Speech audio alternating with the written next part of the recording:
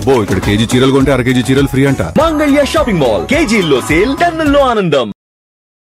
నేను high court తీర్పిచ్చింది sir Singayya హత్య మీద 105 కేసు 105 సెక్షన్ ఎట్లా పెడతారు, ఇది అప్లికబులే కాదు, ఫర్దర్గా ఈ కేసు మీద అసలు ముందుకెళ్ళడానికి లేదు అని చెప్పింది హైకోర్టు. దాన్ని ఎలా చూడాలి మనం? అంటే నేను ఫర్దర్గా వెళ్ళడానికి 105 సెక్షన్ అప్లికబుల్ కాదని చెప్తూ గౌరవ ప్రభుత్వ తరఫున ఉన్న advocates they have pleaded the respective బెంచ్ని ఒక 2 వీక్స్ టైం అడిగారు. కన్విన్స్ కాలేదు, కానీ end of the day there is no option left situation అన్న సిచ్యువేషన్లో వాళ్ళకి 2 వీక్స్ టైం ఇవ్వడం జరిగింది. తదుపరి విచారణ జరిగే వరకు అసలు స్టాండ్ స్టిల్ సిచ్యువేషన్ ఇచ్చింది. ఫర్దర్ ప్రొసీడింగ్స్ ఏమి ఉండకుండా నెక్స్ట్ వాయిదా వరకు ప్రొసీడింగ్స్ ఏం వద్దని చెప్పింది. అది అందులో ఉన్న క్రిటికాలిటీ. అది ఇప్పుడు ఫస్ట్ ఆఫ్ ఆల్ ఆ సింగయ్య మరణం అన్నది టైర్ కింద పడ్డా లేకపోతే ఎలా చనిపోయాడు అన్నది మనకి అది చాలాసార్లు డిస్కస్ చేసాం. ఓవరాల్గా ఆ పంచనామా రిపోర్ట్ అనేది it makes lot of sense. ఆ పంచనామా రిపోర్ట్ గౌరవ న్యాయస్థానంలో one of the evident document అది. అండ్ దానితో ఇప్పుడు పోస్ట్ మార్టం రిపోర్ట్ ఇంకోటి ఫర్దర్ యాడ్ అవుతుంది. ఇప్పుడు panchnama report post mortem report 2 contradiction ఉన్నాయనుకోండి, తలకాయనొప్పి గవర్నమెంట్కి. అవును. అండ్ మోర్ ఓవర్ ఇక్కడ నిన్న గౌరవ ఎస్పీ గారు కూడా నిన్న సబ్మిట్ చేసిన ఎవిడెన్సెస్లో ఒక వీడియో ఫుటేజ్ ఆధారంగా మేము ఫర్దర్ ఇన్వెస్టిగేషన్ స్టార్ట్ చేసామన్నారు. వీడియో ఫుటేజ్ శాంక్టివిటీ గురించి క్వశ్చన్ చేసిన వెంటనే అది ఎక్కడి నుంచి వచ్చిందో, దాని మూలాలు, దాని తోటకూర వెనక్కి వెళ్తున్నాం అని చెప్పారు. సో ఓవరాల్గా ఇది ఏంటంటే ఒక టైం బయింగ్ కార్యక్రమంలో ఒక వ్యక్తిని బదనాం చేస్తారు. ఎందుకంటే నేను గౌరవ ముఖ్యమంత్రి గారు కూడా కుప్పం పర్యటనలో the way is addressing about this particular issue మీరు గమనిస్తే ఎలక్షన్స్ ముందు ఏ నెగిటివ్ నెరేటివ్స్తో జగన్మోహన్ రెడ్డి అనే ఇండివిజువల్ క్యారెక్టర్ని బదనాం చేయడానికి ఎలా వాడుతున్నారో ఇప్పుడు కూడా ప్రజెంట్ సర్కమ్స్టాన్సెస్లో ప్రతిదాన్ని అదే నెగిటివ్ నెరేటివ్తో జస్టిఫై చేయడానికి చూస్తున్నారు. ఇప్పుడు స్థాయి కలిగిన వ్యక్తి గౌరవ ముఖ్యమంత్రి గారు మాట్లాడిన మాటలు, నెక్స్ట్ ఒక గౌరవ క్యాబినెట్ మంత్రులు మాట్లాడిన మాటలు, చర్చల్లో చర్చనీయాంశంగా దీన్ని నిరంతరం ప్రజల్లో ఒక నెగిటివ్ని డ్రైవ్ చేసుకుంటూ వెళ్ళడం వల్ల ఏమవుతుందంటే అసలు కన్నా పనికిమాలిన విషయాల మీద ఎక్కువ ఫోకస్ అవుతుంది. ఇప్పుడు సింగయ్య మరణం నిన్న జగన్మోహన్ రెడ్డి గారిని కలిశారు వాళ్ళ కుటుంబాలు. 2 మరణాలకు సంబంధించిన ఆ జగదీశ్వర్ రెడ్డి అని ఆయన పేరు ఆయనను వాళ్ళ నాన్నగారు అయితే చాలా క్లియర్గా చెప్పారు.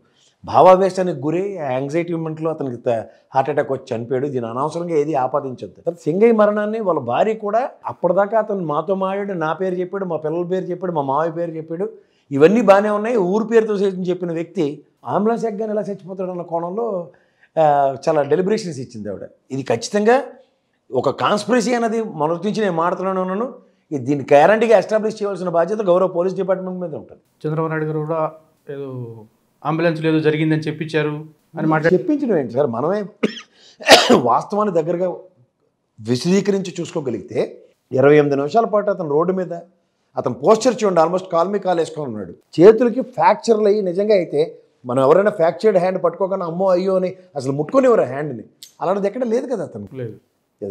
గౌరవ పోలీసులే కదా ఆయన లిఫ్ట్ చేసి అంబులెన్స్లో ఇచ్చి. అంబులెన్స్ కూడా మీరు అబ్జర్వ్ చేశారు లేదో, అది ఇటుపక్కకి రాలేదోటి, అదేదో సిటీ సెట్విన్ బస్సును నెక్స్ట్ ఆటో షేరింగ్ ఆటో పిలిచినట్టు ఎక్కించుకోవడం నాకు ఆశ్చర్యకరంగా ఉంది. ఇక they need to come with equipment కదా, స్ట్రెచ్చర్ అది పట్టుకొచ్చి. అవైతే లేనప్పుడు ఇవన్నీ గ్యారంటీగా గౌరవ న్యాయస్థానం పరిగణలో ఇట్ లీడ్స్ టు సుమోటోగా తీసుకుని దీని మీద ఒక ఎంక్వైరీ చేస్తుంది. జ్యుడిషియల్ ఎంక్వైరీ చేసినా నేను ఆశ్చర్యపడ్డాను. ఎందుకంటే ఒక వ్యక్తిని వ్యక్తిత్వ హననం చేయడానికి, ఎందుకంటే అతని దహన సంస్కారాలు అయిపోయిన తర్వాత 3 డేస్లో ఒక ఎస్టాబ్లిష్ అయిన కొత్త నేరేటివ్. ఇది ఎండ్ ఆఫ్ ద డే ఎవరో చిన్నవాడి మీద ఏదో కాన్స్పిరసీ కాదు కదా, అవతల వ్యక్తి మాజీ ముఖ్యమంత్రి. ఇది ఎక్కడ విడ్డూరం? పైపైతే అతని పర్యటనలో కన్సాక్టివ్గా సెక్యూరిటీ ల్యాప్సెస్ కొట్టొచ్చినట్టు కనబడుతున్నాయి. ఇది ఏదో అతని మీద ఆపాదించి దాంట్లోంచి ఒక అవుట్కమ్ డెరైవ్ అవుదాం అన్న దగ్గర ఇది ఖచ్చితంగా not acceptable, not tolerable situation అనే కోణంలోనే గౌరవ న్యాయస్థానం పరిగణలోకి తీసుకుంది. ప్రపంచ బ్యాంక్ ఒక లెటర్ రాయడం జరిగింది సిఆర్డీఏకి. ఎంత ల్యాండ్ అమ్మారు, ఎంత ల్యాండ్ అమ్మే ప్రయత్నం చేస్తున్నారు, మీరు మాకు ఇచ్చిన ప్రామిసెస్లో ఈ ప్రపోజల్స్ ఉన్నాయని ఒక డీటెయిల్ లెటర్ రాశారు. ఆ లెటర్ని మనం ఏ విధంగా చూడాలి? ఇక్కడ మీకు ఒక మాట చెప్తా సార్, మనం ఏదైనా ఒక ల్యాండ్ కొలేటరల్ పెట్టండి అప్పుడు డబ్బులు ఇవ్వరు. తర్వాత తెలంగాణ రాష్ట్రంలో నానక్రామ కూడా ఇటు పరిసర ప్రాంతాల్లో 60 కోట్లకి ఒక ప్రభుత్వ ప్రకటన ఇచ్చి ఆక్షన్ వెళ్ళి 60 కోట్లు ల్యాండ్ సంపాదించుకుంది. ఎగ్జాంపుల్ చెప్తున్నా. అలా ఈ అమరావతి జోన్లో ఎక్కడైనా ఆక్షన్ మీరు ఎప్పుడైనా చూసారా? ఇది లేకుండా ఈ నారాయణ గారు సిఆర్డీఏ చెప్పే పెట్టకబుర్లు 25 నుంచి 30 కోట్లు పలుకుతుంది, ఎన్ని 2000 ఎకరాలు ఉన్నాయి, 3000 ఎకరాలు ఉన్నాయి, అమ్మేస్తాం, తీసుకొస్తాం, పొడి చేస్తాం అంటున్నారు. 100 నుంచి 800 ఎకరాలకి అమ్మకానికి అవకాశం ఉందని అంటే 100 × 30 వేసుకుంటే 24,000 కోట్లు, లేకపోతే 100 × 20 వేసుకుంటే 20,000 కోట్లు.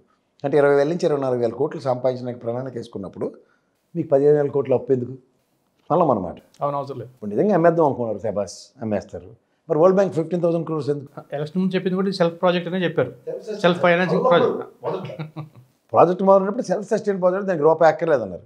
ఈ ప్రభుత్వం మళ్ళీ మనం ఇవ్వగానే ఇది అప్పు చేసి రాజధాని కడతామని చెప్తున్నారు. ప్రజలు ఇది క్లారిటీ గమనించండి. ఆ సింగపూర్ కన్సల్టేషన్ అయిపోయిన తర్వాత ఏ దుబాయ్ కన్సల్టేషమో, లేదంటే సింగపూర్ అయిపోయిన తర్వాత పక్క మలేషియా వాడు కన్సల్టేషన్ ఇస్తాడు, లేదా సింగపూర్ ఇస్తాడు, లేకపోతే అలా స్విట్జర్లాండ్ వాడు ఇస్తాడు. ఇలాంటివి ఎందుకు ప్రయత్నాలు జరగట్లే? మనం కట్టి ట్యాక్సుల నుంచి రాష్ట్రానికి ఉన్న అప్పులతో పాటు ఈ అమరావతి రాజధాని అప్పులు కూడా మనమే తీర్చాలి. తీరుద్దాం. నిజంగా అది రాజధాని మన ప్రైడ్ కాబట్టి. శాశ్వత రాజధాని గజెట్ ఎందుకు తీరు? First of all. రెండోది, మీకు ఇచ్చే డబ్బులు కూడా on an aggregate 3 to 6 months టైంలో ప్రోగ్రెస్ ఆఫ్ యువర్ పర్ఫార్మెన్స్ మీద 350 crores ఇస్తుంది. జస్ట్ లైక్ మీరనే నేననే ఇల్లు కట్టుకుంటాం అంటే పునాది వేసినప్పుడు హౌసింగ్ లోన్ ఎలాగిస్తుందో, ఫస్ట్ స్లాబ్ వేసినప్పుడు ఏమిస్తుందో, పై స్లాబ్ వేసినప్పుడు ఎలాగిస్తుందో అన్నీ మనకు తెలిసిన లెక్క ప్రకారం వాళ్ళు ఇస్తున్నారు. కొలెటరల్ తీసుకున్న దానికి ప్రణాళిక ఇవ్వాలి కదా. సరే, 100లోనో 200 ఈ ఎకరాలు అమ్మే దగ్గర మీకు ఇచ్చిన కొలెటరల్లో ఈ 20 ఎకరాలకి ఈ అష్యూరెన్సెస్తో ఇలా రిజర్వ్ ఫండ్ పెడతాం, ఇంట్లోంచి అప్పు తీరుస్తాం, ఇవన్నీ చెప్పాలి కదా వాళ్ళకి. అందుకే వాళ్ళు అడుగుతున్నారు. వాళ్ళు అక్యుములేటెడ్ ప్రెజర్ ఎలా ఉంటుందంటే, Asian mercantile and world bank వాళ్ళు ఆల్రెడీ ఈ ప్రాజెక్ట్ మేము ఇవ్వలేమని చెప్పిన తర్వాత మళ్ళీ కేంద్ర ప్రభుత్వ పూచీకత్తుతో దీనికి నెత్తికేసుకున్నారు. అలాంటప్పుడు WhatsApp of assurances they need to provide. So ఇవన్నీ గమనిస్తున్నారు సార్. ఇవన్నీ చూడకుండా మనకు అదే చెప్తున్నాను. ఈ తపేలా ఛానల్లో 3 పేపర్లు ఉన్నాయనగానే మన ప్రజాశక్తి లాంటి పేపర్లు ఇలాంటివన్నీ చదవం అనుకుంటారు. చదవండి ఒకసారి. పేపర్లు చదవడం అంటే నేను తప్పు పట్టట్లేదు. ఎందుకంటే అబద్ధాలతో నారాయణ గారు చెప్పారు కాబట్టి అది 1000 కోట్ల దాని అంతదే. ఈ దానికి వాళ్ళు అమ్ముకోలేక మీకు ఇచ్చారా? రైతులు త్యాగాలు చేసి మరి ఇచ్చారు వాళ్ళు. ఏది మీరు అమ్ముకుని పండగలు చేస్తారు, పందాలు పెట్టుకుంటారన్నా? అవును, ఇప్పుడు రైతులు కూడా వ్యతిరేకత వస్తుంది. మళ్ళీ 44,000. అవును సార్, 44,000 ఎకరాలకి. ఇప్పుడు మొన్న సిఆర్డీ గజెట్ కూడా చాలా క్లియర్గా ఇచ్చింది. లాస్ట్ టైం ఇచ్చిన దానికన్నా రెసిడెన్షియల్కి ఇంకొక 100 గజాలు ఎంత పెంచింది. సారీ, కమర్షియల్కి. నేను కాదంటలే, నిజమే. కానీ ఇక్కడ 33% పీపుల్కి ఇంకా మీరు ల్యాండ్ ఎలకేషన్స్ ఇవ్వలేదు ఫస్ట్ దానికి. ఇవన్నీ మీరు నేను కాదు, మీకు అందరూ కుసమతిగానే ఉంటాయి. ఈ పేపర్లకి కీలకేను అక్కడ వరల్డ్ బ్యాంక్ కూడా బోతద్దం పెట్టి చూస్తుంటారు ప్రతిదీ. మనం లోన్ తీసుకున్నప్పుడు కండిషన్స్ అప్లై అయిన చిన్న పూతికి అక్షరాలతో ఉంటాయి, ఎవరికి కళ్ళు కనబడకుండా. అలాగా అన్ని పెట్టి ఇస్తాడే మనకి డబ్బులు. అందులో ఏ కండిషన్ క్లాస్ మిస్ అయినా మళ్ళీ మొదటికి వస్తుంది. అదే పరిస్థితి ఉందని చెప్తున్నాను, 100 సార్లు చెప్తుంది అదే. నాకు కూడా నా బ్యాచ్మేట్స్ ఉన్నారు, ఐసీడబ్ల్యూ చదివిన బ్యాచ్మేట్స్ ఇవాళ ఏషియన్ మర్కంటైల్ బ్యాంక్లో పనిచేస్తున్నారు. నాకు ఫస్ట్ హ్యాండ్ ఇన్ఫర్మేషన్స్ ఉన్నాయి. అని నేనేదో ఇదని కాదు, వాళ్ళు ఎన్ని కండిషన్స్ ఎంత ఎవాల్యుయేట్ చేసి ఎంత ప్రెషర్ కేంద్ర ప్రభుత్వం నుంచి వచ్చిందో తెలుసా?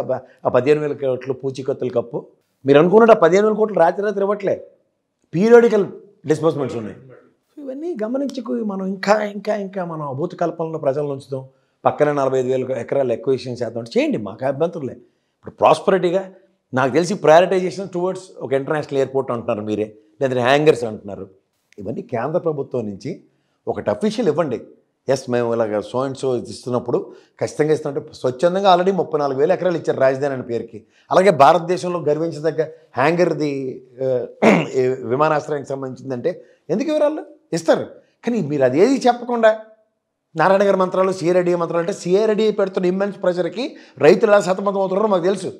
కొంతమంది రైతులు ఎలా గెలాలనిపిస్తారో చూడండి.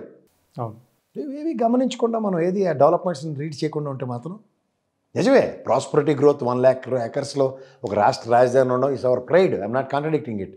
బట్ దానికి మొదట ఏం చేయాలో అది చేయకుండా కడదానికి కళ్యాణం చేస్తామంటే ఏడు చేస్తాం. సంవత్సరం దాటిపోయింది, సంవత్సరం దాటి 2వ నెలకు ఫస్ట్ నెలకు వచ్చాం. ఇంకా మీరు ఇంకా కాకమ్మ కథలు చెప్పుకొని ఇంకా ఊకిల్డ్ బాబాయ్ మా చెల్లికి అన్యాయం చేశారు, వాళ్ళడోడు డాక్టర్ కాడికి మాస్క్ ఇవ్వలేదు, ఈ తీసుకెళ్ళి అడిగాడు డోర్ డెలివరీ చేశాడు ఎమ్మెల్సీ గడు, అవన్నీ అయిపోయిన కథలు. మీ గవర్నమెంట్ ఇచ్చారు, అవన్నీ నమ్మారు, కన్విన్స్ అయిపోయాం సార్. 124 ఇచ్చాం, మీరేంటి సార్ అంటే మళ్ళీ సేమ్ అదే స్టోరీ. ఇప్పుడు ఆ 5కి తోడు ఆ రోజు ఈ సెంగయ్యని తీసుకొచ్చారు. ఈ సెంగయ్య రేపు పొద్దున్న కోర్టు మీకు తేడా కొడితే ఏం చేస్తారు సార్ మీరు ఇంకా మిమ్మల్ని అమాయకంగా మిమ్మల్ని మోసం చేస్తూ ఆ దిక్కుమల ఏ వీడియో పెట్టి ఆ టైర్ కింద పడ్డాడు తోటకూరని కథలు చెప్తున్నారు. ఏవి ఆలోచించుకోకుండా ప్రాస్పరిటీ డ్రైవ్లో ఒక పక్కన బ్యూరోక్రాట్స్కి సతమతం అయిపోతున్నారు, ఓ పక్క ప్రజలకి సమీక్ష పాలన అంటే సంక్షేమం గురించి అంటుంటే మీరు చెప్పే సమీక్షమే కనబట్టలేదు. సంక్షేమం చూస్తే ఆయన సమీక్షమే అంటాడు, సమీక్షేమం అంటే నాకే ఇప్పటికి అర్థం కావట్లేదు. అలాగే ఉంది ఇక్కడ. పదజాలంతో కన్ఫ్యూజ్ చేస్తే కాదు కదా, ఎగ్జిక్యూషన్స్ ఆర్ మోర్ ఇంపార్టెంట్. అందులో మీ పర్ఫార్మెన్స్ 1995 సీఎం ఎలా ఉంటాడో చూపిస్తానని చెప్పారు మీరు, ఇదే